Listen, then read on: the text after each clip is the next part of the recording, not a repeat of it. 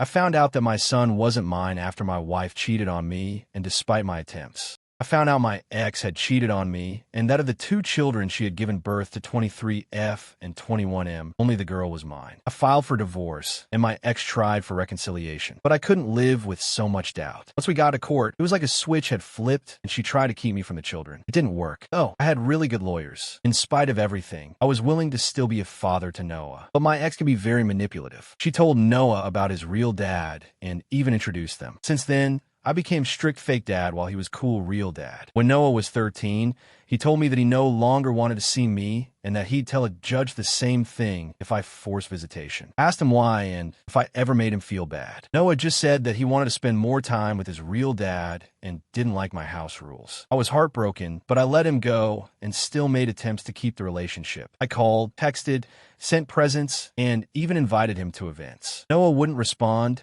or pass small messages to his sister. When Noah was 18, he legally changed his surname to his father's and told me there wasn't enough room for me to attend his graduation. After that, I gave up and resolved myself to live life with being a father to my daughter and son to 12M via my second wife. Recently, Noah reached out to me and apologized for his past actions and wanted a relationship again. I was surprised and heavily skeptical and was right to be so. Apparently, Noah's real dad got married and his wife gave him an ultimatum, so he chose her. I told Noah that while I'm sorry for what happened to him, I had no interest in being treated like an old pair of gloves that you only think about and wear when it gets cold. My ex thinks I'm being hurtful and petty rich coming from her, and my daughter says that she understands my pain, but hopes that I can learn to give Noah a second chance. I just don't know, because I'm in a place where I'm fine not having Noah in my life or having any communication with him, and I don't want to rekindle a relationship just for him to drop me again when his real dad changes his mind. Am I a jerk here? Update first, I just wanted to say thank you to all the messages and comments and support. It really feels nice to have my feelings validated. After a lot of thought,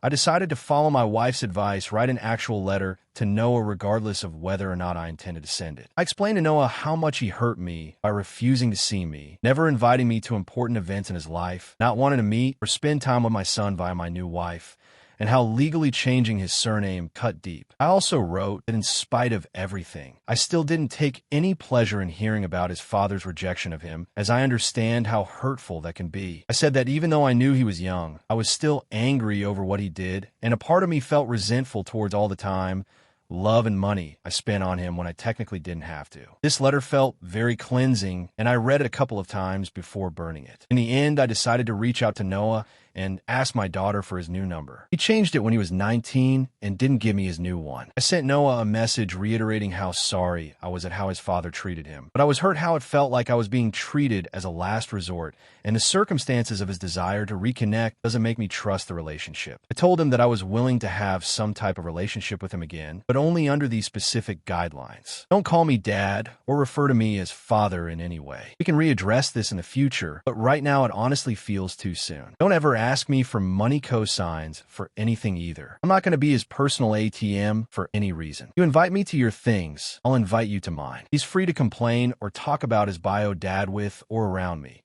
but he needs to understand that I have no kind words for that man and will either say negative things or nothing at all. I expect him to be nice to my son and wife and treat them with respect. Don't go running to your mom in regards to information about my wife or son's lives, as it's none of her business. Don't go running to your mother or sister for any problems you have with me. We either talk about man to man or find someone else. I don't want them trying to put themselves into our business. He needs to understand that going forward our relationship, if we continue to pursue one, is going to be different and will take more work on his end than mine, as he's less of a priority to me now that he's an adult. When I die, the majority of my assets will be split between his sister and my son through my current wife, and he will only be left the minimum requirement for him to not have grounds to sue again. I'm not going to be his cash cow. The rest of you can agree or disagree, but these are my terms. If Noah wants any type of direct communication with me going forward, as this is the only way that I feel comfortable and how I believe I can protect myself. If Noah ever becomes hurtful, this will also be his last chance.